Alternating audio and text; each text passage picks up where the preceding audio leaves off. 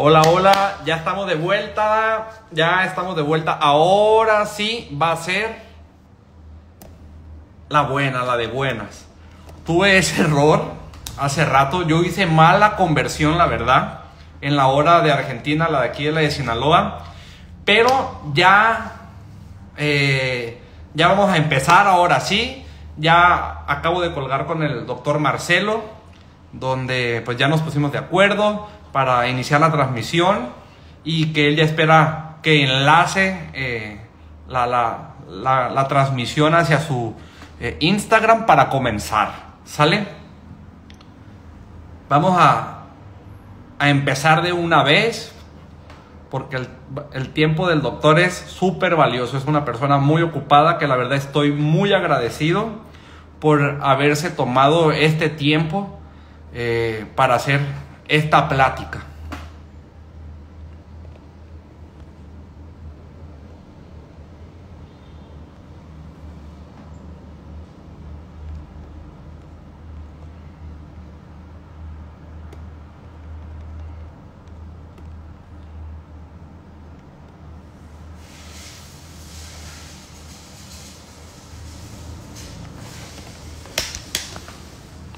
Estoy aquí buscando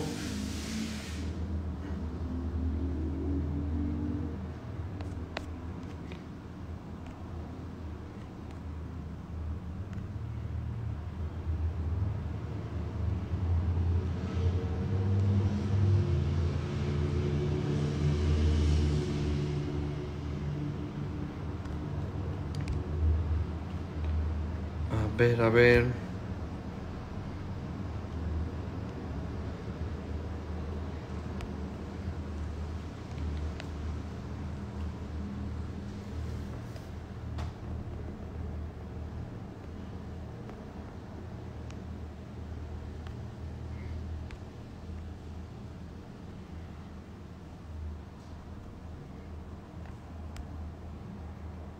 Estoy aquí buscando, dame un momento.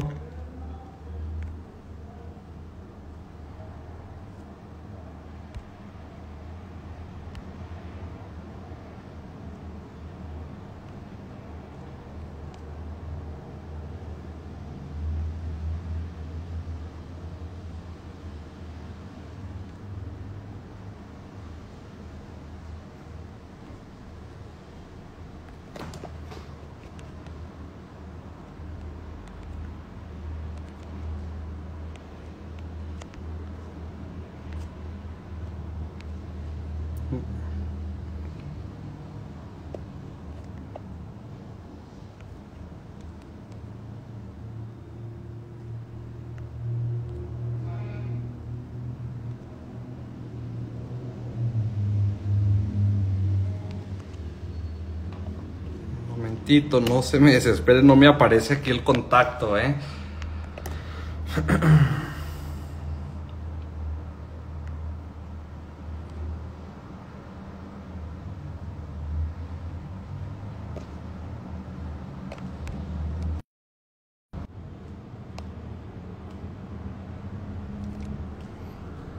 No se me desesperen, que aquí vengo.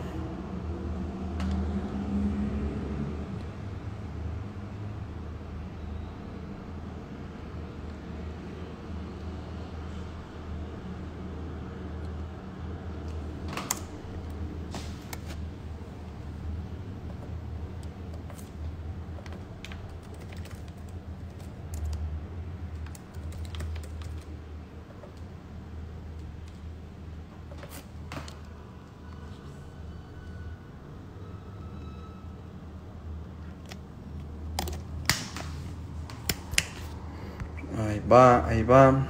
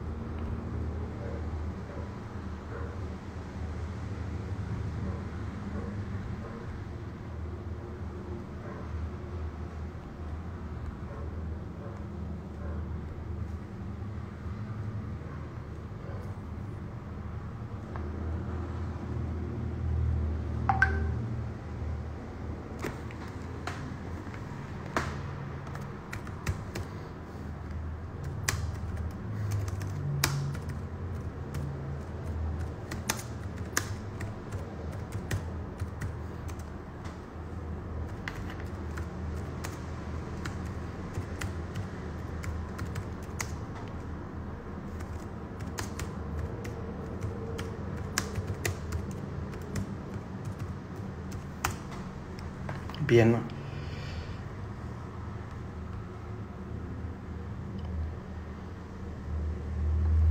Aquí se está enviando la invitación para el doctor.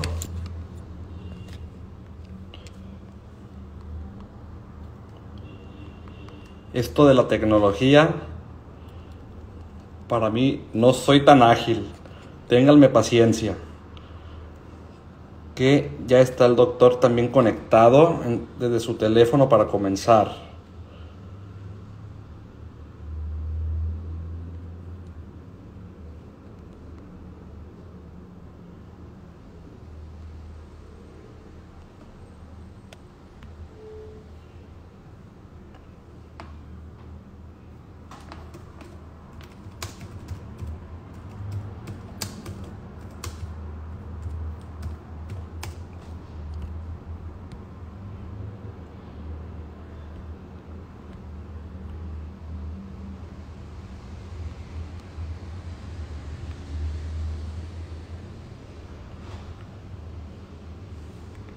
Ya le mandé la solicitud al doctor.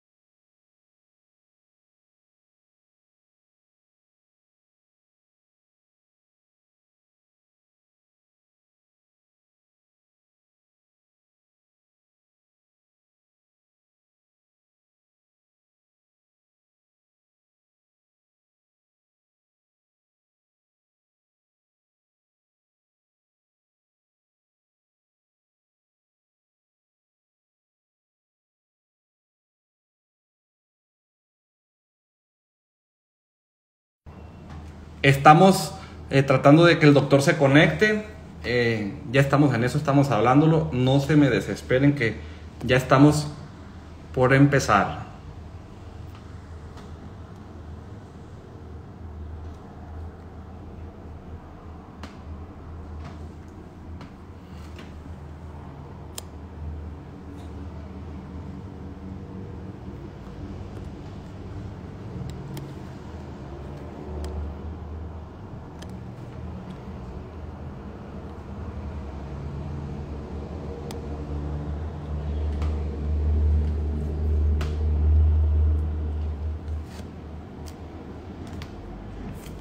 Bien, doctor, aquí lo acepto.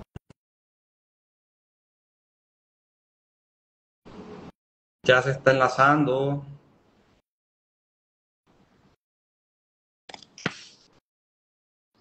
Muy bien. Hasta que se logró, doctor. Acá estamos.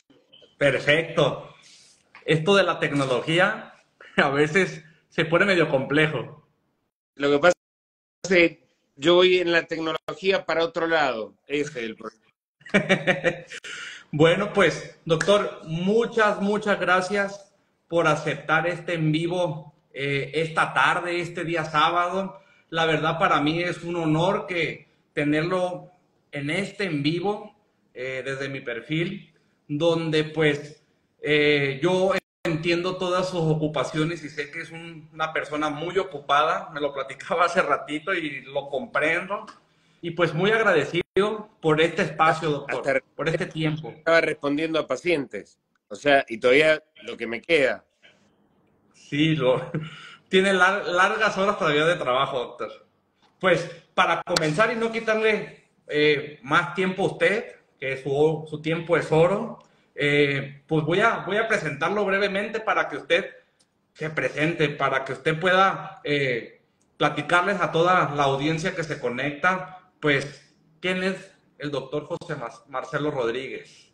Es un médico endocrinólogo, especialista en enfermedades tiroideas y autoinmunes, en la cual pues se encarga de dictar clases en Estados Unidos. Y pues, bienvenido, doctor. Muchísimas gracias por la invitación y además un tema tan importante y con tan poco abordaje desde el punto de vista científico, que, o tal vez, mejor dicho, se aborda desde el punto de vista, del punto de vista científico para médicos. Algunos se actualizan, no todos se actualizan, y es un tema que en general a la gente no le llega. Y es muy importante que las personas, el público en general, sepa lo que está pasando, sepa lo que ha pasado, porque no, esto no es de ahora, es de hace tiempo, y viene pasando y por errores médicos. Sí, sí, pues esta es una de las principales razones por la cual estamos haciendo este en vivo. Es porque, les platico un poco, el doctor Marcelo me ha estado acompañando en la evaluación de pacientes por los que me conocen y los que no me conocen. Yo me encargo de trabajar con pacientes pediátricos desde el aspecto de la fisioterapia en las alteraciones del neurodesarrollo y hemos encontrado a nivel práctica clínica cosas bien importantes que la verdad creo yo que poco se toma en cuenta. Cómo las disfunciones, hemos encontrado cómo impacta en la conducta, en el aprendizaje, en el desarrollo general de los niños, las alteraciones metabólicas, las enfermedades autoinmunes, las enfermedades tiroideas, pero ¿cómo viene esto desde la gestación, desde la madre, doctor? ¿Qué nos puede platicar de A eso? ver, bueno, basado en la experiencia que estamos realizando juntos en Baja California, que ha sido tal vez en común el centro donde hemos detectado, imagínate lo que está pasando, por así decir, en todo el mundo, pero lo que hemos realizado juntos, y en eso quiero basar, digo, basado en la experiencia clínica, a ver, eh, mujeres no controladas durante la gestación, porque su tiroides funcionaba bien. Y ahí está el tema de eh, la mujer para llevar un embarazo como corresponde, debe mantener una TSH, hormona estimulante de la tiroides, entre 1 y 2. Si bien el valor de referencia es de 0,4 a 4, ¿qué es lo que hemos visto? Que como la paciente, antes de quedar embarazada o durante el embarazo, tenía una TSH, estaba en rango, en 3, en 3,5. No se le controló más no se le controló más durante el embarazo, no se le mantuvo la TSH durante todo el embarazo entre 1 y 2. ¿Qué vemos ahora?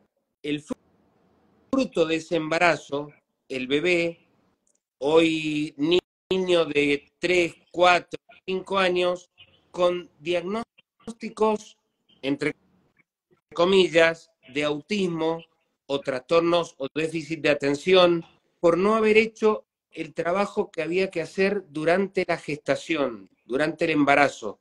Por eso, sería como dividir la experiencia o el trabajo que hemos realizado en dos partes.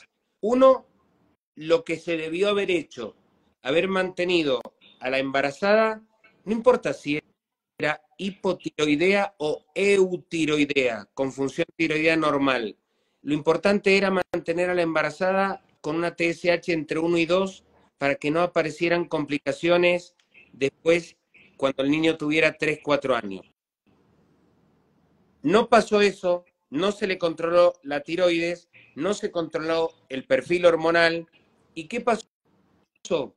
Cuando el niño tiene 3, 4 años, con diagnóstico de autismo, nos encontramos con trastornos metabólicos, con anticuerpos antitiroideos, porque la mamá tal vez tenía anticuerpos, los transmitió, el niño tiene anticuerpos con función tiroidea normal, los niños con trastornos metabólicos, porque si funciona mal la tiroides me lleva a un mal funcionamiento metabólico en general, las mutaciones de ciertos genes que no me permiten el funcionamiento del ácido fólico, sino que requieren la acción de folatos.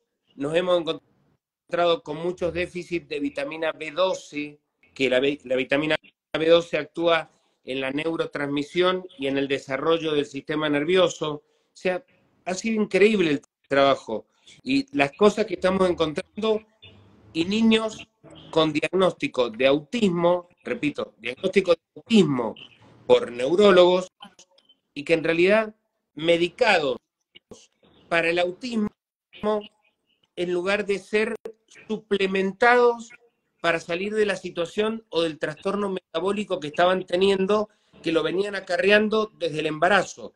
¿Sí? Claro. Ahora, hay un tema importante que comentaba al inicio. Las madres que empiezan a tener esas dificultades en segregar la hormona tiroidea cuando están gestando, que son las personas que son eutiroideas. Pero ahora, ¿qué pasa? O me imagino que aún así hay más prevalencia. ¿Qué pasa? O qué pase cuando la madre tiene ya una enfermedad tiroidea o autoinmune y sale embarazada. ¿Qué puede pasar, Bueno, doctor? mira, perdón que te voy a contradecir, pero con todo respeto, no, por favor, con todo respeto, te voy a contradecir. La mujer más peligrosa o la que más riesgo tiene es la que no se controla. Pero Okay. ¿por qué? Porque el médico ya piensa que la paciente no tiene problema en la tiroides y no lo va a tener durante el embarazo. Y yo a todas mis embarazadas, que yo tengo 2.500 embarazos por año repartidos en todo el mundo, ordenando hormonas, ordenando anticuerpos, hay una cuestión que es básica. La mamá tiene su tiroides para ella misma y funciona bien. Y tal vez tiene una TSH entre 1 y 2, pero hay una cuestión. La glándula tiroidea se forma entre el día 15 y el 45, pero recién produce la propia hormona tiroidea al 5.º mes. Entonces, a medida que va creciendo el bebé, va teniendo más requerimiento de sangre para nutrirse, para alimentarse, y de hormona tiroidea. Entonces, yo tengo pacientes embarazadas en la sexta, séptima semana, cuando se le hace el diagnóstico, o en la quinta semana, se le hace el diagnóstico de embarazo, se le mide su unidad beta de gonadotrofina coriónica humana cuantitativa, certifica el embarazo, asegura el embarazo, yo inmediatamente le pido la TSH y la T4, porque el bebé ya empezó a crecer y el bebé ya tiene un requerimiento de hormona. Entonces, si la mamá no fue controlada o no es controlada mes a mes, mientras va progresando el embarazo, el bebé va creciendo, se va quedando sin hormona tiroidea, ni hablar de la mamá que llega con a las últimas semanas de gestación con una TSH de 5. Lo más probable es que el niño nazca con hipotiroidismo congénito, una enfermedad que va a requerir hormona tiroidea durante toda la vida. Ahora, por eso te decía, ojo que a mí lo que más me preocupa es la que está diagnosticada como eutiroidea o que no tiene mala función tiroidea. Okay. Esto que yo le digo a mis embarazadas, pacientes, la mamá es una, no queda embarazada es 1,5. Entonces, tiene que tener mayor requerimiento y necesita más hormona tiroidea para que no tenga ninguna complicación durante, durante todo el embarazo y una vez que ha nacido. Ahora, vamos a la pregunta tuya en concreto, que no quería dejar eso, no quería dejar pasar eso, Vale. que para mí lo más preocupante es cuando el médico se confía de que la paciente no tiene disfunción tiroidea. Ok. Ahora, cuando ya tiene un problema en la tiroides, es muy común que el médico diga, mire, venga cuando quiera quedar embarazada. Comentario típico de un endocrinólogo. Venga cuando quiera quedar embarazada. ¿Por qué? Porque la TSH tiene que estar entre 1 y 2. No importa si está en 3, si está en 3,5. Importa que esté, por así decir, perdón mi mala expresión, estuve 4 horas hablando en 4 idiomas, perdón si me palabras. A No ver, pasa nada. la cuestión es que la paciente durante todo el embarazo tiene que mantener la TSH entre 1 y 2. Y eso tiene que ser muy riguroso. Y no se trata, a ver, puedo tener 2,3, 2,5, pero lo ideal es entre 1 y 2.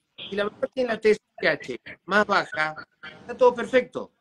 Ahora, ¿qué es lo que hago yo? A mis embarazadas, a todas les pido, a ver, quiero una ecografía, quiero un bebé, porque con el bebé, viendo la ecografía, viendo la frecuencia fetal, el bebé que se está moviendo, viendo la frecuencia cardíaca del bebé, la frecuencia cardiofetal, que va entre 110 y 180, yo ya sé que al bebé le está dando hormona tiroidea. Entonces yo me aseguro la salud de la mamá y del bebé, porque cuando la mamá está embarazada, la mamá ya no es mi paciente es el bebé. Entonces yo tengo que cuidar o resguardar. Ahora, si la mamá tiene hipotiroidismo, que acá hay un tema muy complejo. Si la mamá tiene un hipotiroidismo y ha recibido tratamiento con estrógeno o progesterona para engrosar el endometrio, un tratamiento de fertilidad, va a una clínica de fertilidad y le hacen un tratamiento. Bueno, puedo asegurar que se descontrola, pero totalmente, se descontrola totalmente. Y es más, en estos casos suele ocurrir que en el primer control uno hace el control a las 6, 7 semanas, subunidad beta, TSH, T4 libre, y a la octava, 9ª semana, tal vez ya tengo la TSH en 5, en 6. O sea, es muy habitual. ¿Por qué? Justamente por toda la estimulación que recibió para engrosar el endometrio. Ten en cuenta, yo siempre le digo a mis pacientes, el hashish tiene 2 enemigos, entiéndase los corticoides. Si la mamá recibió tratamiento con corticoides para evitar el rechazo del implantador, o si se recibió tratamiento con estrógeno o con progesterona para engrosar el endometrio, se acelera muchísimo o se eleva muchísimo la TSH. Parece que hay problemas de audio. Sí, es que su voz hay ocasiones que se escucha como cortada. Bien, intentaré solucionarlo. Ok, muy bien. Bien. A ver. Entonces, cuando tengo un problema en la tiroides, ya sea un hipotiroidismo o una tiroiditis autoinmune, lo importante es monitorear a la paciente y que la paciente esté correctamente suplementada. Muchas veces nos encontramos, yo me encuentro en particular, tengo pacientes que uno trabaja tal vez en equipo a la distancia con otros médicos y uno le pregunta a la paciente, bueno, ¿qué está tomando? Y tal vez te dicen hormona tiroidea, tal dosis. Bueno, pero ¿está tomando algún complejo pronatal o algún complejo prenatal? Y resulta que la paciente no está suplementada. Entonces, si no recibe esa suplementación, literalmente ocurren los problemas a posterior. Bien. Ahora, hace un comentario también sobre que la madre es hipotiroidea o tiroiditis autoinmune. ¿Pudiera explicar cuál es la diferencia entre uno y la otra, doctor? A ver, hay una cuestión. Eh, primero, este hecho de que si tiene hipotiroidismo no tiene problema para quedar embarazada. En realidad, si tiene hipotiroidismo, lo único que hay que hacer es regular la TSH o estabilizar la TSH entre 1 y 2. Cuando la paciente tiene anticuerpos, es otro el problema, porque los anticuerpos, no importa si son 100 o si son 5000, pueden producir 4 acciones en el embarazo. Entre ellos,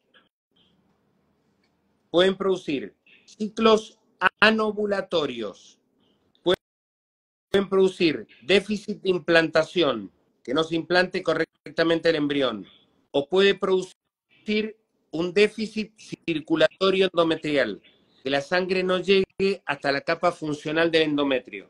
Esas serían las 3 acciones directas que tienen los anticuerpos contra el embrión. Y la acción indirecta no es sobre el embrión, sino sobre las arterias uterinas. Es habitual, como varias enfermedades autoinmunes, que alteren la IP o índice de pulsatilidad de las arterias uterinas. O sea, con lo cual la circulación sanguínea que le llega al bebé, entonces son los embarazos que progresan hasta la sexta o octava semana, o es la mamá que va al ultrasonido, a la ecografía de la octava semana, y en la décima, segunda semana, cuando se fueron a hacer el estudio de translucencia nucal o la estructural o el Doppler a las 14 semanas, ya no encuentran la TIC. Quiere decir, vea, dentro de cuando me toca platicar con las mamás de mis pacientitos, muchas de las veces yo me encuentro que refieren las madres entre el segundo y el tercer o cuarto mes, empecé a tener amenaza de aborto. Empecé también a tener sangrados y ¿qué es lo que me hicieron? Me recomendaron tomar reposo. Esta puede ser una de las causas de por qué puede pasar de manera espontánea si todo estaba bien. Sí, totalmente. A ver, en ese caso sería un caso de déficit de implantación. Entonces, ¿qué pasa? Cuando hay un déficit de implantación, que el embrión no se fija correctamente a la capa funcional del endometrio, la paciente, el obstetra, le indica progesterona en óvulos o en comprimidos, para fijarlo. Entonces, generalmente se trabaja en equipo. La mayoría, el equipo completo, por así decir, multidisciplinario, generalmente, o los embarazos de alto riesgo, ¿quiénes los llevamos? El obstetra es el capitán del barco. El obstetra es el que manda, por así decirlo. Y vamos siempre a la parte hematólogo o hematóloga, endocrinólogo, endocrinóloga. Bien. Endocrinólogo se encarga de toda la parte hormonal, hematólogo de la parte muscular. Pero hoy es sábado, los sábados son mis días de embarazada. Hoy he chequeado más de 15 embarazadas en toda la mañana, en distintas partes del mundo. Y es preguntarle a mis embarazadas, ¿qué te vio primero? ¿Qué te dijo? ¿Qué te indicó? ¿Qué te modificó? ¿Cuándo te vuelve a ver la próxima vez? O sea, cada embarazada ya sabe cómo es el circuito y sabe qué es lo que tiene que transmitir. ¿Y qué hacemos cuando trabajamos así en equipo, con distintos médicos en distintas partes del mundo? El hematólogo deja las indicaciones por escrito, ya sea o en un papel o en el mismo chat. El obstetra va a recibir toda la información. Siempre decimos, hoy estaba con una embarazada y le decía, no voy a dar nombre ni apellido, pero hoy decía una mamá, después de varios tratamientos que habían sido improductivos, que habían sido infértiles, que no había habido resultado en el embarazo, la paciente queda embarazada y, claro, teníamos mutación de un gen, por lo cual no podía recibir ácido fólico, sino que recibía folato. Estaba recibiendo L-arginina para mejorar el calibre de las arterias en el funcional. Fue cuestión de que bajara una dosis, porque generalmente yo receto desayuno, almuerzo, cena, de L-arginina para mejorar la circulación del endometrio. Justamente para mejorar la circulación sanguínea y vitamina D por los anticuerpos. Y resulta que a la paciente, seguro que lo que te indica, bueno, ya había hecho el circuito, ya venía con heparina. O sea, cómo cada uno va sabiendo qué es lo que tiene que hacer el otro o qué espera del otro. Esta es la forma de trabajar. Trabajar en equipo y sabiendo que hay un solo bien, hay un solo objetivo, que es la mamá y el bebé. Entonces, cuando todos trabajan en consonancia, el fruto es excelente. Ahora, Sí. esta mamá ha llegado, me está escuchando, seguro. Bajamos una dosis de arginina, 48 años. Una mujer embarazada, 48 años. Bajamos una dosis de arginina y el percentil o el percentilo de crecimiento se fue a 15. O sea, había estado ocurriendo lo que se llama un retardo en el crecimiento. Fue cuestión de que yo volviera a 13 argininas y le dije, seguro que el hematólogo o hematóloga te va a indicar heparina de bajo peso molecular. Venía ya con la heparina y en el siguiente control, ha pasado 3, 4 semanas, hoy veo la ecografía, ya está percentil 30. O sea, Súper. ¿cómo volvió a crecer el bebé cuando mejoró la circulación? Ahora, imagínate, estamos hablando de básico, la circulación que tiene que llegar al bebé. O sea, imagínate todo lo que tiene que ir en la sangre para ir al bebé. Y vea, qué importante es poder tener o que la madre lleve todo ese control en todas estas áreas con todo este equipo multidisciplinar.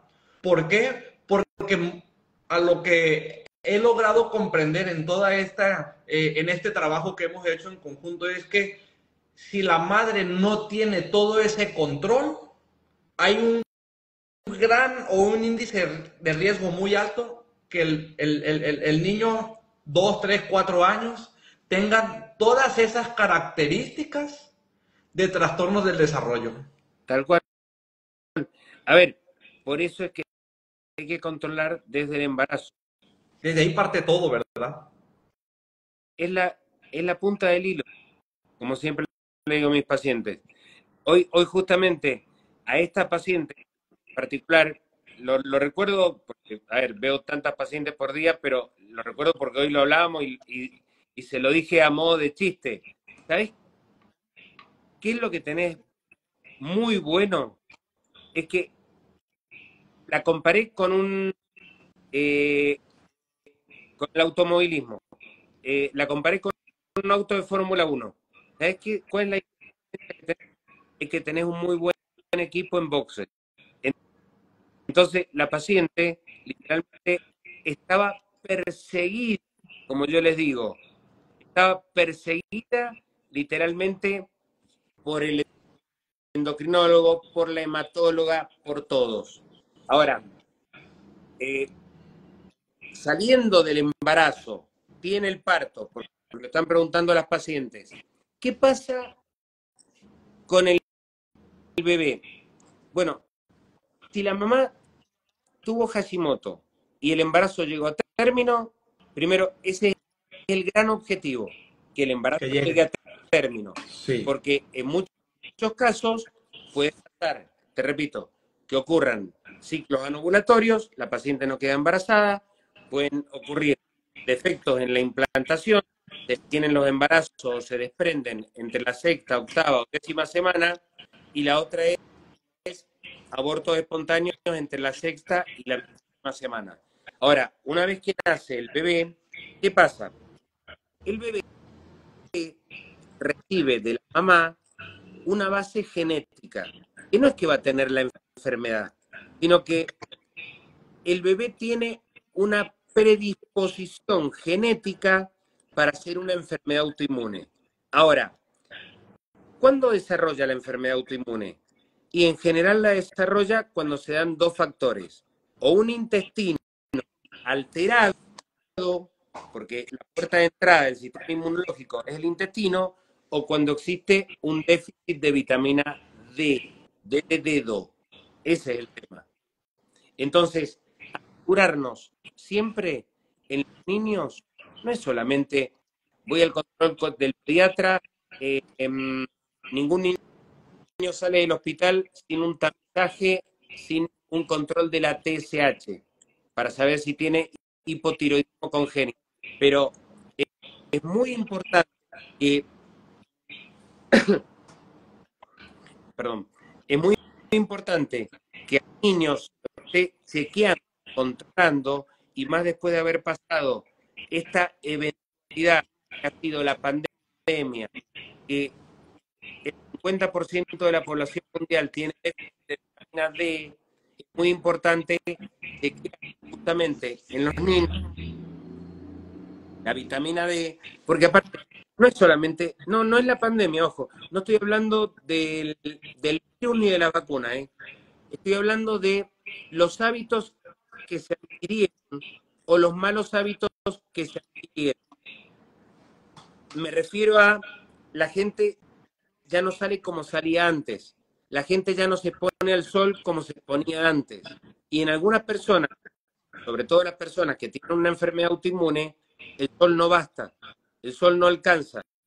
Entonces, en este sentido, la suplementación tanto de la mamá durante el embarazo como del niño los primeros meses de nacido, o que al niño se le hagan los análisis, no, el análisis, el chequeo general, cómo está funcionando, cómo está su sangre, la biometría, como dicen ustedes, nosotros le decimos el hemograma completo, la uremia, la glucosa, no, medir minerales y vitaminas, porque no le prestan atención y son la base de todo.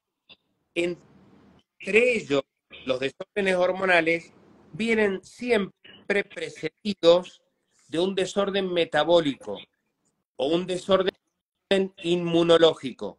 Ahora, una aclaración, porque recién lo preguntaron, y Sí. lo están diciendo varias veces, me lo han dicho varias veces. Siempre hablamos de Hashimoto y no hablamos de enfermedad de Graves. Aclaro una cosa.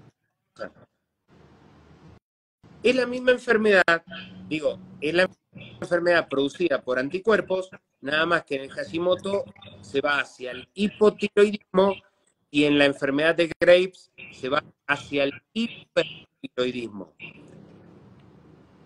Pero hay una complicación mayor y vale la pena también aclararlo. Muy pocos médicos, lamentablemente, muy pocos médicos quieren atender enfermedad de Graves embarazadas. ¿Por qué? Porque es como decirle, tengo que tener o frenar la glándula tiroidea la mamá que está en hipotiroidismo, pero me tengo que asegurar de que le llegue la hormona tiroidea al bebé para asegurarme el desarrollo del bebé. En mi provincia, donde en realidad soy porteño de Buenos Aires, pero radicado en Mendoza desde los 12 años de edad. O sea, muy pocos pacientes lo saben, pero en realidad yo no soy de Mendoza, soy de Buenos Aires, pero radicado, imagínate, toda mi vida la he pasado en Mendoza. Pero digo, en mi provincia, estado, como dicen ustedes, en mi estado, ¿qué pasa? Muchos médicos simplemente se aseguran la TSH y la T4, pero ni siquiera se preocupan, o sea, ¿qué está pasando con el bebé? ¿Ves? Están frenando la idea porque se aseguran la TSH de la mamá, pero no saben ni siquiera cómo está la frecuencia cardíaca del bebé. El bebé está en un percentil bajo y con una frecuencia cardíaca baja. Entonces, ¿qué es lo que está pasando con este bebé? Y está teniendo un retardo en el crecimiento intrauterino. O sea, Súper. me lo dicen las madres. Recorrí 4 o 5 endocrinólogos y dicen, no, yo no entiendo enfermedad de Graves, que es el hipertiroidismo. Yo no entiendo enfermedad de Graves embarazada. Por este desafío que es controlar a la mamá su hipertiroidismo y que no aparezca hipotiroidismo en el bebé de tanto frenar la glándula tiroidea. ¿Cómo tengo que asegurarme una cantidad necesaria de hormona tiroidea en el bebé por el crecimiento? Oh. Entonces ahí se vuelve dos trabajos diferentes, hacia la madre y otro tratamiento hacia el bebé. Vea qué interesante, ¿eh? Ahora, toca usted este tema de las deficiencias de la vitamina D, cómo impacta en el sistema inmunológico y cómo también la puerta de entrada a las enfermedades autoinmunes viene siendo desde la parte intestinal, ¿verdad? Cómo esos cambios o cómo esos hábitos que los vamos llevando culturalmente, que... Hay una cuestión, y siempre lo manifiesto así o siempre lo digo de esta forma. Va la paciente al médico y la paciente hoy está informada, lee, se informa. Hay muchos libros o muchos papers o muchos textos en las redes sociales, se informa muchísimo y en este sentido la paciente va informada a la consulta, va informada a la consulta médica. Entonces la paciente pregunta, doctor, si yo tengo tiroides, todos tenemos tiroides, pero a veces es cómo formulamos la pregunta. Doctor, si yo tengo hipotiroidismo, ¿puedo comer de todo? Sí, excepto soya o soja, puede comer de todo porque la soya o la soja es, por así decir, es vociógena, le quita efecto a la glándula tiroidea o le quita efecto a la hormona tiroidea. Pero la pregunta sería distinta. Si yo tengo Hashimoto, ¿puedo comer de todo? Y ahí viene el error médico, porque no es lo mismo hipotiroidismo que Hashimoto. El hipotiroidismo es una enfermedad de la tiroides, el Hashimoto es una enfermedad del sistema inmunológico que ataca la glándula tiroidea. Entonces, cuando la paciente va y dice, doctor, ¿puedo comer de todo? En realidad, cuando tiene enfermedad de Hashimoto o enfermedad de Graves, no puede comer de todo. Tiene que evitar el gluten y tiene que evitar la caseína, porque los dos, debido al aumento en la permeabilidad del intestino, se transforman en distintas sustancias que alimentan a los anticuerpos. Entonces, la alimentación favorece el aumento de los anticuerpos. Cuando hace la dieta, la paciente tiene menos anticuerpos. No los elimina, pero tiene menos anticuerpos. Ahora, el 80% de los anticuerpos son eliminados por la vitamina D, porque la vitamina D es inmunomodulador, hormonomodulador. Estabiliza las hormonas, estabiliza los anticuerpos. En muchos países, la vitamina D es es considerada más una hormona que una vitamina, por la cantidad de funciones que tiene. Pero lamentablemente muchos empezaron a conocer la vitamina D gracias a la pandemia. Sí. Era uno de los tratamientos que decían que te iba a poder mantener como que no afectara tanto al COVID si te daba, ¿verdad? Teniendo el nivel de vitamina D elevado o más alto, Bueno, ¿no? De los rangos normales. yo siempre lo digo, Noruega y Suecia no utilizaron vacuna, no hubo fase 1, no hubo encierro, entre comillas. ¿Pero por qué? Y porque desde los 5 años están suplementados con vitamina D, con omega 3.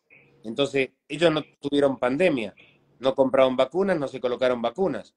Y tener en cuenta que hoy en día, hoy sabemos nosotros por estudios de investigación que tenemos tanto en la Universidad de Washington como en la Universidad de Chicago, cada dosis de vacuna baja o reduce un 10% la vitamina D y AstraZeneca un 30-40%. Entonces, Mucho. ¿qué pasa?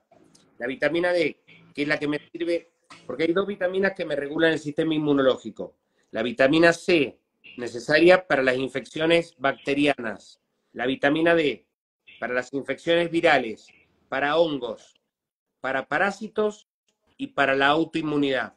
Entonces, el hecho de no tener vitamina D no es solamente como se pensaba antes, la vitamina D es el fijador de calcio al hueso. Si no tengo vitamina D, voy a tener los huesos débiles.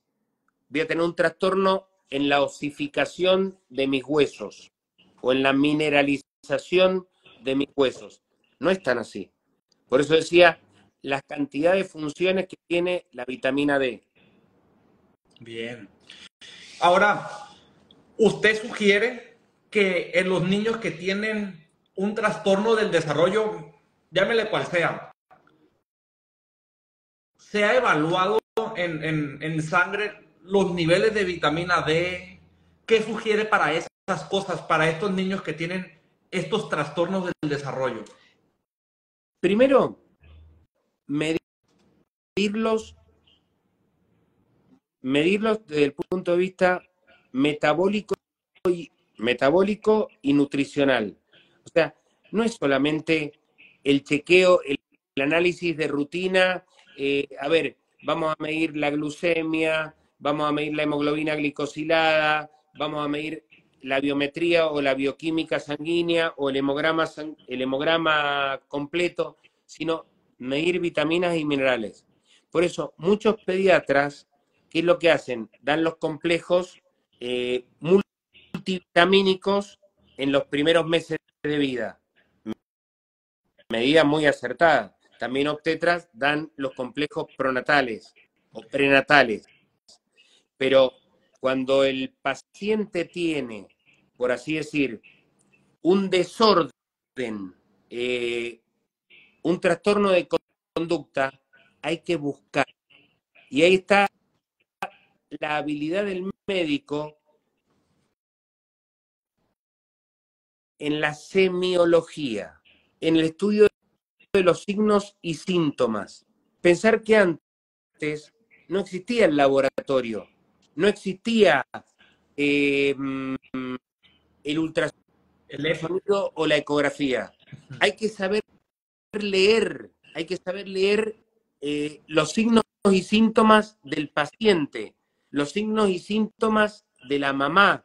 Hay que saber leer todo ese recorrido, por así decir. Ahora, cuando tengo trastornos cognitivos, déficit de atención, de concentración, de memoria, ¿cómo no voy a tener chequeada la vitamina B12? Y la vitamina B12, porque me van a decir valor normal. Sí, pero una cosa es tener el valor normal y otra cosa es tener el valor óptimo. Voy a poner como ejemplo la vitamina B12. En general, para usar números redondos, la vitamina B12 va de 200 a 900. Números más, números menos. Pero va de 200 a 900. Si yo tengo el niño que tiene 250, cualquier médico va a decir, está normal. Sí, cualquiera lo va a decir. Está normal, pero no está óptimo. El número óptimo para el endocrinólogo, cuando trabaja como corresponde, no ve el valor normal, ve el valor óptimo, y el valor óptimo siempre es la media, el promedio. Entonces, el valor óptimo de la vitamina B12 es 400, 500. Recién preguntaban cuál es el valor óptimo o cuál es el valor normal. Voy a jugar con las palabras. ¿Cuál es el valor normal y cuál es el valor óptimo de la vitamina D? Bueno, miren, el valor normal de la vitamina D es a partir de 30 a 100. Sí, pero hay una cuestión. Si yo tengo un niño, o tengo un adulto, o una paciente con Hashimoto, por así decir, y tiene en pleno verano 35, dicen, está normal. Sí, está bien, está normal. Pero hay una cuestión, nunca va a ser el nivel óptimo, porque si tiene 35 en verano, con el calor, con el sol, con la exposición solar, ¿qué número va a tener en los meses de invierno? O sea, ese es el problema. ¿Sí? Bien. Ahora, estos niños que tienen, vuelvo al tema, ¿no? Que tienen estos trastornos cognitivos de la atención, de que se tienden a tener esos déficits de autorregulación de sus emociones, eso puede también estar impactado por el tema de la absorción de nutrientes a nivel gastrointestinal, doctor. Sí. A ver, es que hay una cuestión. Antes los médicos, que no es mi especialidad, la gastroenterología, pero antes los médicos definían si era celíaco o no celíaco. Y hoy en día, aquellos gastroenterólogos avanzados, actualizados, ya empiezan a ver TIBO, histaminosis intestinal, empiezan a ver trastornos de intolerancia al gluten no celíaca. O sea, es como si fuera el iceberg. Lo que se ve es celíaco o no celíaco, pero por debajo puedo tener cualquier trastorno en la absorción de nutrientes y eso se ve reflejado en la conducta. Pero claro, acá hay que hacer un doble chequeo. ¿Qué está pasando en el aparato digestivo? Por lo cual no se absorben, patología que tiene que descartar o diagnosticar el gastroenterólogo, y el endocrinólogo, que es especialista en endocrinología, nutrición y metabolismo, tiene que evaluar cuáles son los nutrientes que le están faltando para el desarrollo, vamos a decirlo así, para el desarrollo mental 100% de un niño que no tenga deterioros cognitivos, conductuales. Ok, súper, qué interesante eso, ¿eh? Una cosa es la función de cómo está trabajando el intestino, pero el intestino no trabaja por sí solo, lo que entiendo, sino que también va acompañado de todo este tema nutricional, minerales, vitaminas, aminoácidos, para que hagan una correcta absorción de esos alimentos, ¿verdad?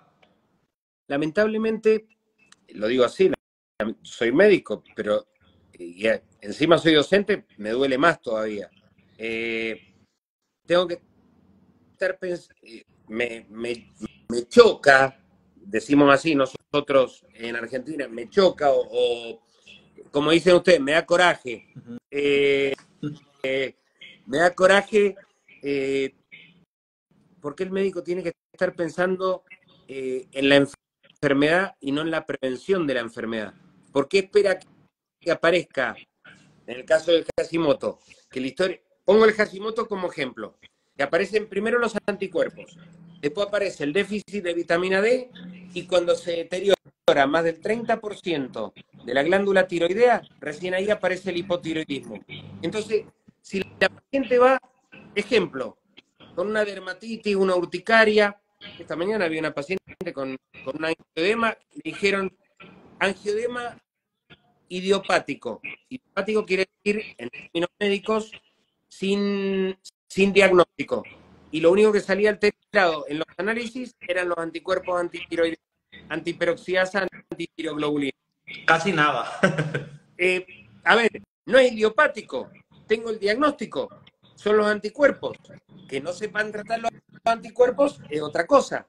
Entonces le dijeron, no, mire, va a tener que seguir, va a tener que aguantar hasta que aparezca el hipotiroidismo. Ahora, si los anticuerpos le produjeron, por ejemplo, el angioedema, el edema en todo el rostro, la reacción alérgica con inmunoglobulina E normal, porque la inmunoglobulina E es justamente la que despierta, la que eleva ante los cuadros de alergia. Tenía inmunoglobulina E normal. Entonces, ¿por qué voy a esperar a que aparezca el hipotiroidismo? Cuando aparezca el hipotiroidismo van a tratar el hipotiroidismo, pero no van a tratar la causa de lo que le está produciendo ahora. ¿Se entiende? Ah, Entonces, claro. el edema o la urticaria generalizada. Vea, hace un comentario que me lleva también a pensar a otro tema, hablando del Hashimoto y hablando de los anticuerpos elevados. ¿Qué más puede provocar? Bueno, los anticuerpos elevados provocan la deficiencia de la vitamina D, provoca alteraciones de la permeabilidad, provoca el hipotiroidismo, pero ¿qué otros síntomas pueden manifestar en los niños la enfermedad de Hashimoto o una enfermedad autoinmune, doctor? Bueno, no solamente en los niños, sino que a veces la paciente va de médico en médico recorriendo distintos médicos por distintos problemas que aparecen en un análisis de sangre y en realidad, si tengo un problema en la tiroides, tengo el colesterol elevado. Entonces no necesito rosuvastatina o estatinas, sino que necesito estabilizar la tiroides, porque es la principal causa por la cual sube el colesterol. La paciente puede tener alteraciones en la ferritina, que es el depósito de hierro en el cuerpo. Habitualmente el paciente con Hashimoto tiene ferritina baja. Sí, pero si tuvo un trastorno, hasta el COVID o las vacunas me produjeron ferritina elevada. O sea, hay distintos marcadores, pero tener en cuenta que el Hashimoto generalmente no es, tengo tres problemas, los anticuerpos elevados, el déficit de vitamina D y el hipotiroidismo, sino que me afecta distintas partes del cuerpo. A veces los pacientes les llama la atención, ¿por qué tengo fascitis plantar? ¿O por qué tengo síndrome de túnel carpiano? Síndrome del manguito rotador. Termino en el médico traumatólogo por un síndrome de manguito rotador y no me solucionaron la causa de base, que era el Hashimoto. Y que muchas veces no lo toman en cuenta, ¿no? No, o al revés. Te dicen, no viene de la tiroides porque la TSH y la T4 están normal. Porque dicen que los anticuerpos no producen síntomas. Bueno, entonces la paciente, literalmente, ¿qué hubiera pasado? No hubiera hecho, por ejemplo, el angioedema, como mencionaba recién en un caso. Bien. Qué interesante. Oiga, doctor, ¿y cómo nosotros podemos o cuándo es necesario hacer este tipo de análisis clínico para detectar anticuerpos? Ante la presencia de síntomas. Ante la presencia... Porque hay una cuestión. Yo muchas veces en esto, a ver, hay una cuestión. El médico o la médica más cercana a la paciente, pensar que siempre los problemas hormonales, depende de los países, son 9-1, 9 mujeres por un hombre, o 17-1, 17 mujeres por un hombre.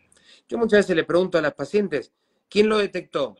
¿Cómo se detectó? ¿Cuándo apareció?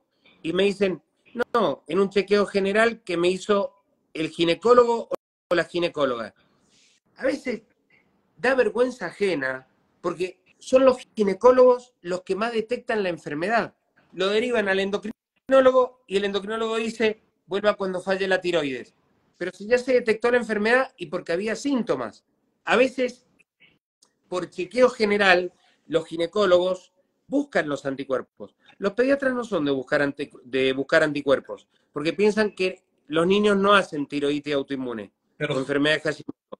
Y pero sin embargo, sí, sí, sí. Eh, en nuestro caso, tenemos, por así decir, en Baja California, que ¿cuántos niños con anticuerpos presentes, con trastorno déficit de atención o con diagnóstico de autismo y tienen Hashimoto? Pero no sí. le falla la tiroides. Entonces, no pasa nada, no produce nada. No, sí produce. Si no, no estaría en un consultorio por autismo. Claro. Entonces, estos niños que tienen todos estos diagnósticos conductuales o neuroconductuales, sería muy importante que todos fueran medidos vitamina D, perfil tiroideo completo y no solamente la TSH, también revisar los anticuerpos Sí. y ya basado a las características de cada niño, pues ya se indicaría ciertos y cuáles estudios que van relacionados al déficit de vitaminas y minerales, ¿verdad? Sí, porque, a ver, hay una cuestión. Eh, y en esto vuelvo, generalmente empiezan en la historia natural de la enfermedad, primero aparecen los anticuerpos, producen determinados síntomas, después aparece el déficit de vitamina D, pensar que son los anticuerpos los que atacan la glándula tiroidea, la vitamina D quien tiene que defender. No tengo que esperar a que aparezca el hipotiroidismo.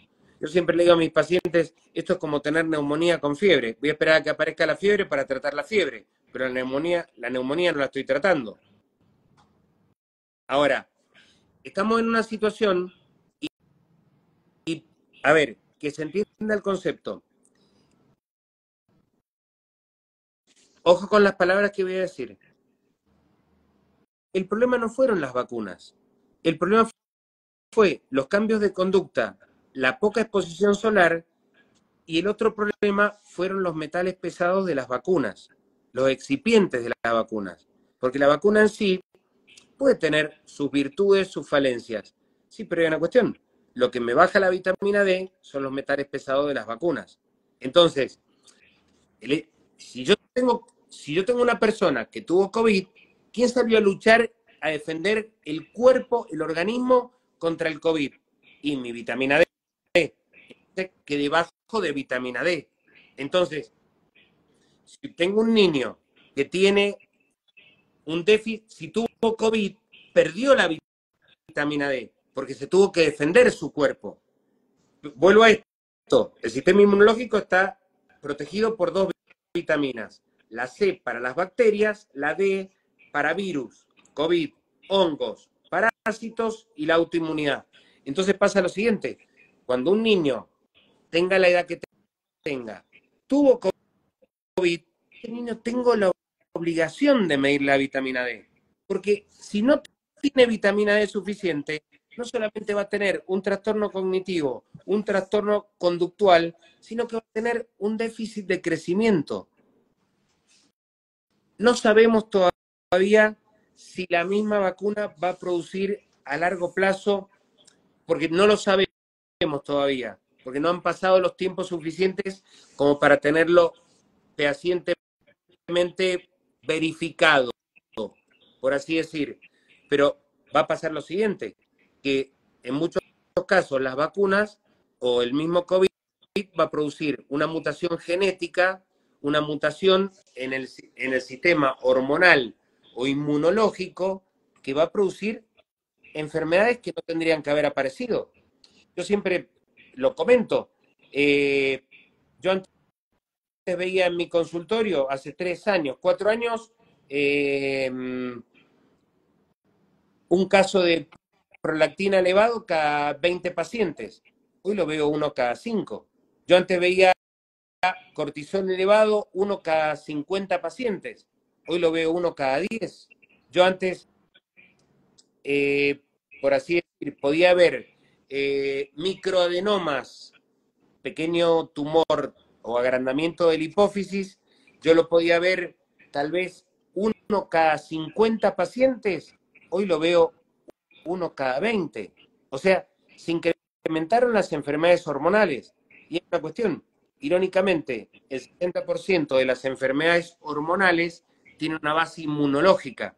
Y si tengo una base inmunológica, la puerta de entrada es el intestino. Entonces, ¿cómo el paciente va de médico en médico y nunca nadie ata todos los cabos? Sí. Ahora, por una pregunta que acaban de hacer, porque me vino como anillo al dedo. Hay ciertas hormonas o enfermedades que son primas hermanas, que están siempre vinculadas. Yo tengo la prolactina alterada, tengo que tener un problema en la tiroides. Sí, pero acuérdense lo siguiente, si tengo un problema en la tiroides, tengo que descartar, no con la TSH y la T4, sino que tengo que, mi tiroides, o la tiroides, sería la tiroides, los anticuerpos y el déficit de vitamina D. Hace un año y medio, 2 años atrás, ATA, la Asociación Americana de Tiroides, la que nos nuclea a todos los médicos en Estados Unidos, nos informaba tener cuidado que ante el contacto, no infección, ante el contacto con COVID, ni hablar la vacuna o infección por COVID. ¿Qué puede pasar? Y se pueden alterar 3 hormonas: el cortisol, la prolactina, la TSH. La TSH, porque alguien preguntó, ¿por qué se eleva la TSH? Perdón, ¿por qué se eleva la prolactina? La prolactina es la hormona más lábil, más... es cuestión de soplar fuerte y ya se altera. Perdón la expresión, digo, se altera de nada. Se altera ante una situación de estrés, se altera ante el contacto con COVID, se altera por las vacunas, pero siempre, nunca dejar de pensarlo, porque lo peor que le puede pasar a un médico es no pensar en el abanico de posibilidades, en abrir el abanico y decir cuántas causas me pueden producir tal patología. No decir, tiene la prolactina alta, bien, voy a hacer el tratamiento, listo. No, yo muchas veces tengo la paciente con la prolactina alta, le bajo la prolactina con cabergolina, hago el tratamiento y le digo, bien, repetimos análisis de prolactina en 30, 60 días después del tratamiento, y si la paciente tiene la prolactina normal, listo, ya está, ya no me preocupa. Ahora, si yo tengo la prolactina que bajó supuestamente y después volvió a subir o no bajó lo suficiente, es una paciente que es candidata a una resonancia de cerebro focalizada en silla turca para ver la hipófisis con medio de contraste gadolíneo, para ver si no hay un agrandamiento en la hipófisis posterior. Bien. Porque es muy habitual, es muy común que se encuentre un agrandamiento en la hipófisis posterior.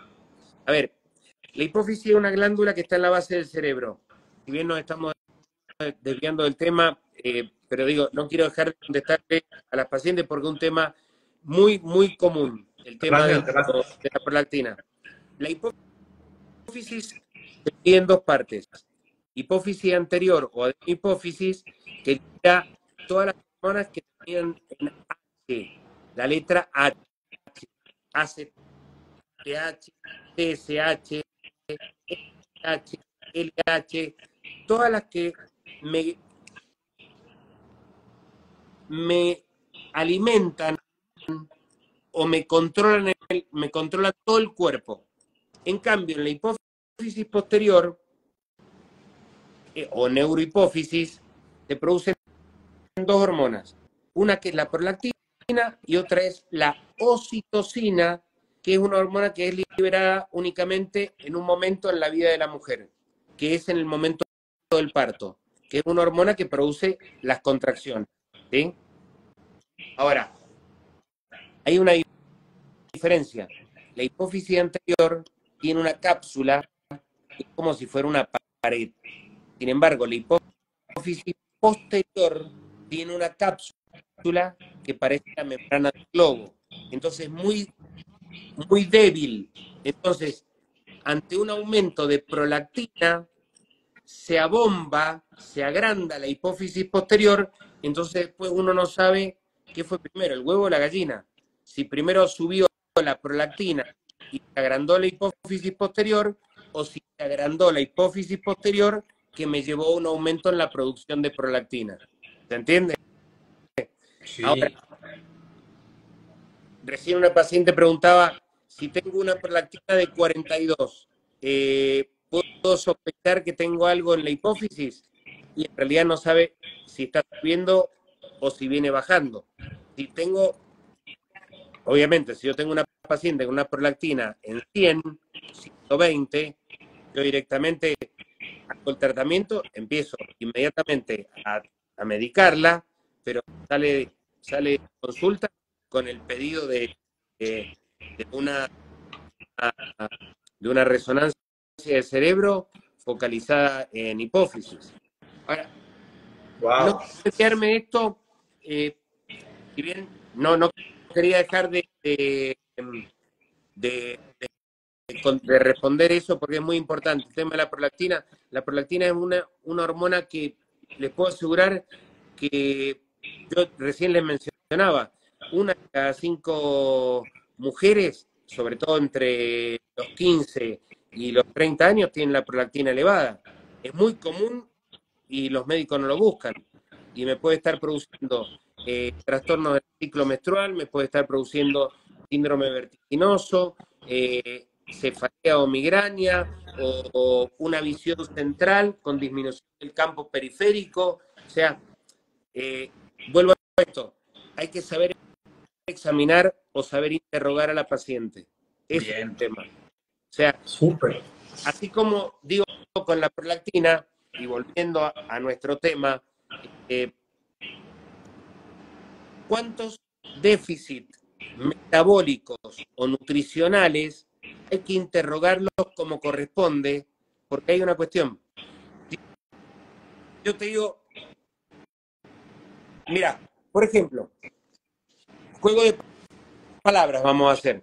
Yo tengo una paciente que tiene, por ejemplo, una paciente de 30 años, o vamos, más chica todavía, ya que vamos a hablar de niños, tengo un niño de 10 años que tiene déficit de atención, de concentración, de memoria, que tiene caída de cabello, se le quiebran las uñas o las uñas están estriadas, si tengo piel seca, cansancio extremo, bueno, ¿será que el niño tiene hipotiroidismo?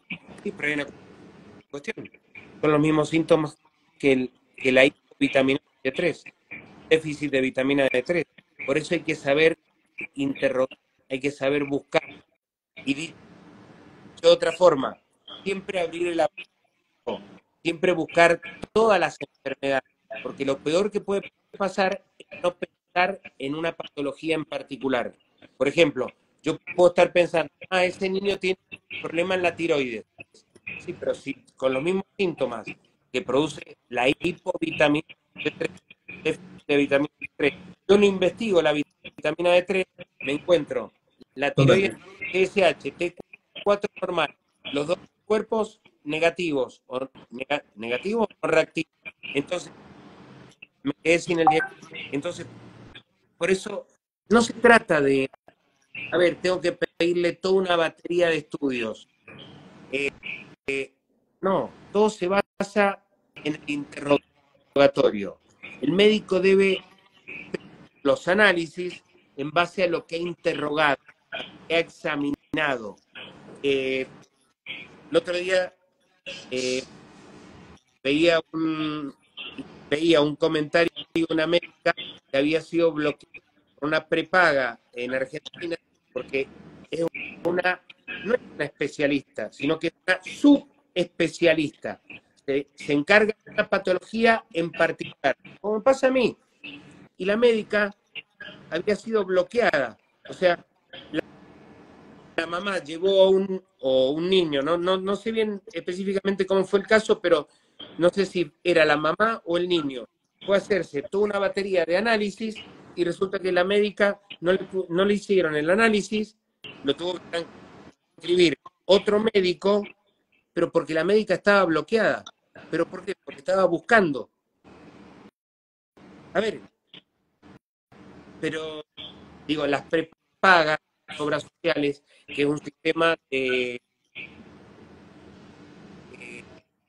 como si fuera un sistema de seguro, no como el IMSS en México, que sería la seguridad social, sino el servicio prepago de medicina, había bloqueado a una médica literalmente porque había pedido un examen o un análisis exhaustivo de nutrientes, de vitaminas y minerales.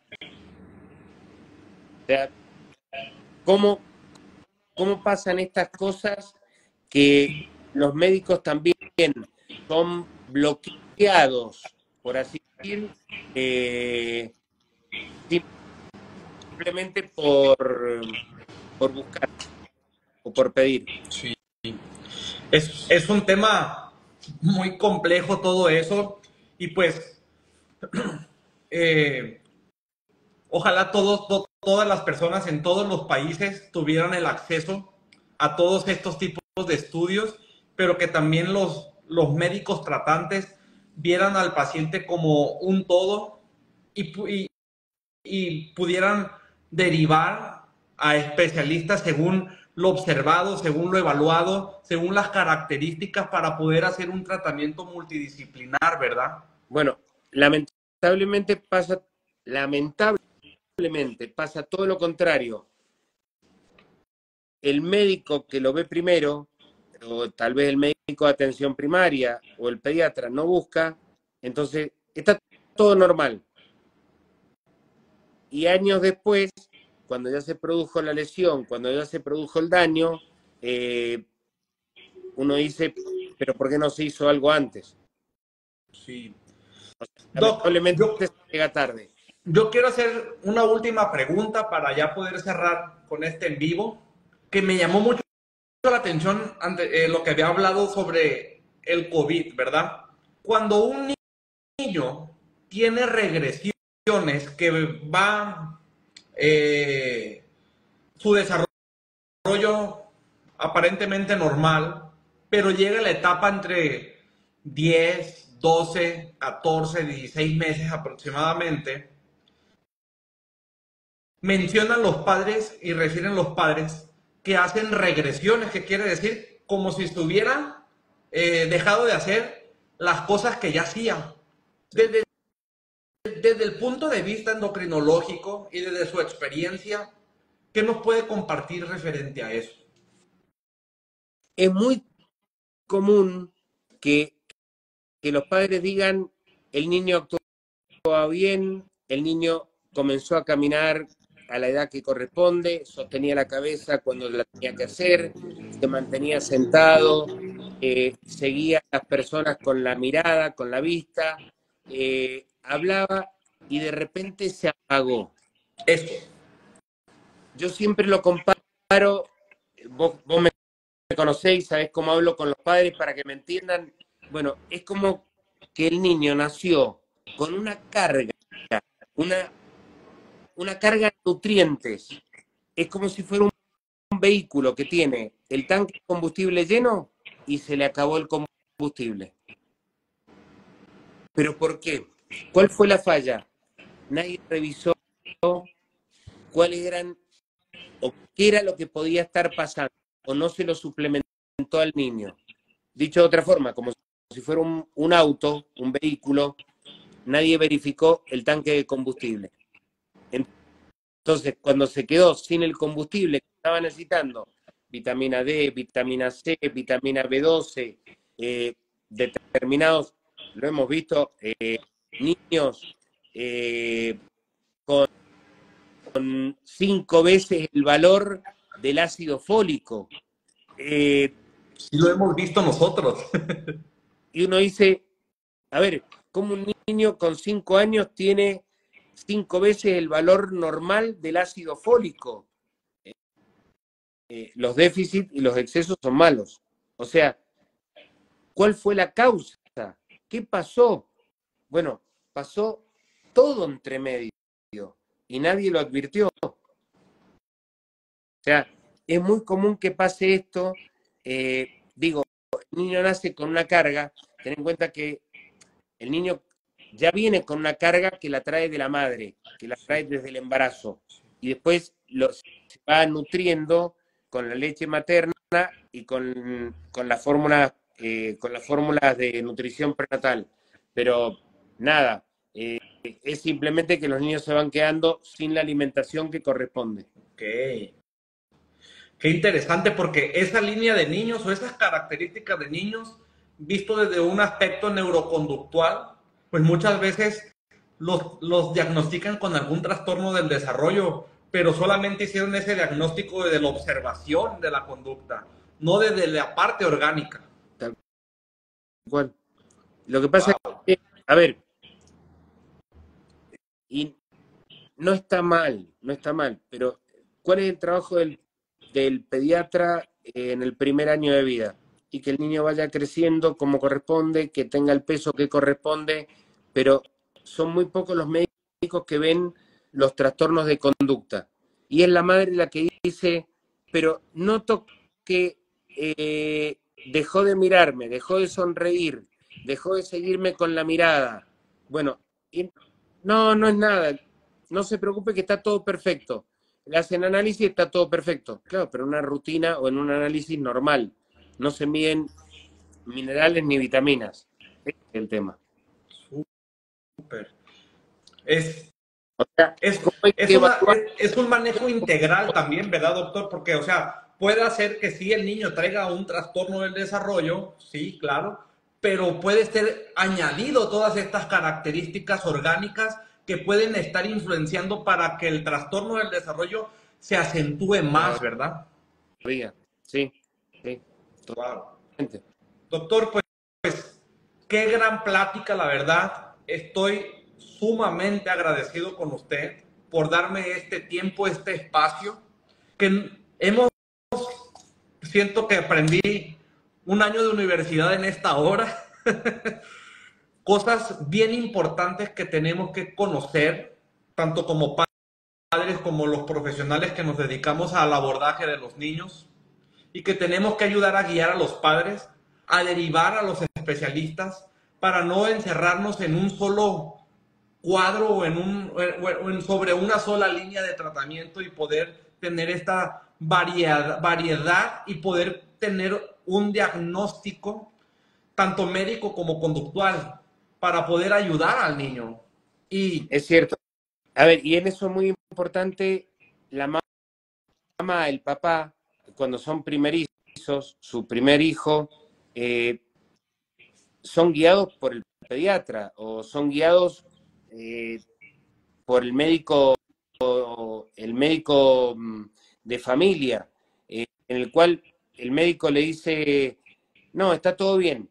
Y bueno, está todo bien. O sea, pero nadie los orienta, nadie les indica, mire, vamos a hacer una interconsulta con tal especialista por tal síntoma que le acabo de detectar. Ese es un error, no saber las propias limitaciones y no poder derivar. Lamentablemente es un tema de egos médicos. la verdad que sí. Paciente con autismo, bueno, vamos a darle tratamiento del autismo y no salen a buscar la causa. O darle tal fármaco para que esté tranquilo. Exacto. Doc, y mencionó anteriormente que viene a México, platíquenos. ¿Cuándo si ya tiene una fecha, cuáles van a ser los lugares, Sí, que va a venir a sé que está México? conectada Lizzy. Sí. Lizzy es la organizadora. Lizzy, somos 3 personas que vamos a disertar en mi caso, sobre tiroiditis autoinmune o enfermedad de Hashimoto, desde el diagnóstico hasta el tratamiento, Lizzy va a presentar un producto muy, pero muy interesante, pero además un tema que siempre ha sido más bien escondido, y que las mujeres lo saben. Nosotros tal vez los hombres no le prestamos atención, pero porque no lo usamos. Ya me va a entender a qué me refiero. Pero Lizzy va a presentar toda una línea de productos de maquillaje para el tema, para justamente todo lo que es enfermedades autoinmunes, justamente libre de excipientes que produzcan reacciones en la piel en pacientes con enfermedades autoinmunes. O sea, no es, perdón la expresión, no es un avance cosmético, es un avance médico para que la paciente que tiene una enfermedad autoinmune se pueda maquillar, Tenga otras opciones. para que lleve una vida normal. Sí. Y Voy a llevamos a etiquetar otro a Lizzy. profesional que se va a encargar sobre todo de una parte muy importante en esta enfermedad, porque esta enfermedad es la base de la psiconeuroendocrinología.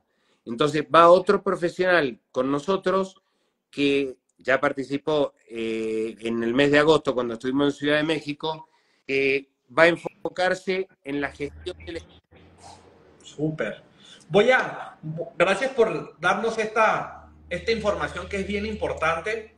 Voy a etiquetar en mis historias a Lizzy Grabs, que es quien organiza pues toda su gira de trabajo aquí en México, doctor, para que quien quiera tener una cita con usted, también quiera ver los productos que Lizzy se ha encargado de promover y de ofrecer para estas opciones a las personas que padecen de enfermedades autoinmunes y quieran conocer sus productos para que la conozcan también.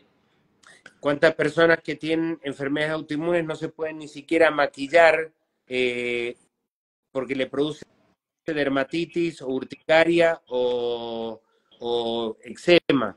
Bueno, Claro. ese es el trabajo de Lizzy. Y también, pues Lizzy, tengo el gusto de conocerla por teléfono y por mensaje, todavía no tengo el gusto de conocerla en persona, pero este artículo sobre el cual va a exponer Lizzy, sobre un equipo moderno que ha aparecido, de nombre Healy, cómo impacta en todo esto. Y Lizzy, tú que nos estás escuchando, ¿cuándo me regalas un envío para que nos platiques de tu línea de productos y para que nos platiques de este equipo Healy? Así que te voy a mandar un mensaje para que pronto nos puedas platicar y conocer de esto, porque es un tratamiento alternativo también.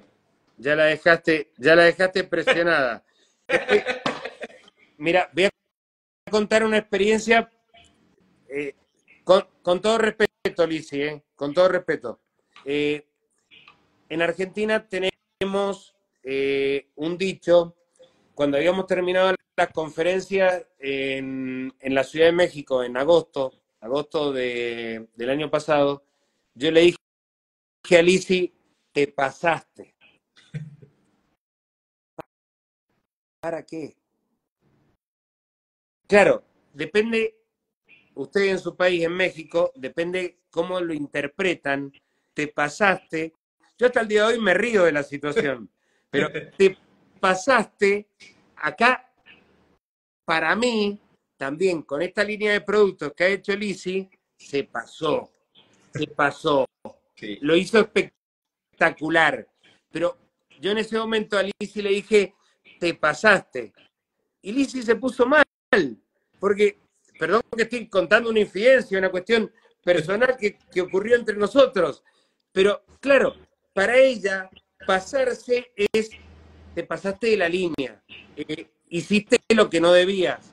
Después yo me di cuenta de que lo que había dicho, entonces yo que estoy tan acostumbrado a hablar con tantas mexicanas, pero que me siguen tantas mexicanas y que por eso voy tanto a México, tuve que aclararle, no, Lisi, perdón, estuvo padrísimo. Como lo quieran tomar, los productos de Lisi están, la verdad, se pasó, están espectaculares, y la otra cuestión, están padrísimos. Sí, yo lo sé porque yo la sigo y veo todo lo que publica sobre los productos y cómo son sus ingredientes y están hechos a base de puro ingrediente natural, libre de gluten, libre de metales pesados y pues aptos para las personas con enfermedades autoinmunes, ¿verdad? Tal cual. Bien. Y una línea de productos muy interesante y es la vanguardia, por así decir, de lo que se va a venir. Exactamente. Doc, pues no le quito más su tiempo. Muchas gracias por todo de nuevo. Sabe que le tengo mucho cariño, le tengo mucho respeto y estoy muy agradecido con usted por todo su apoyo. Eternamente agradecido con usted.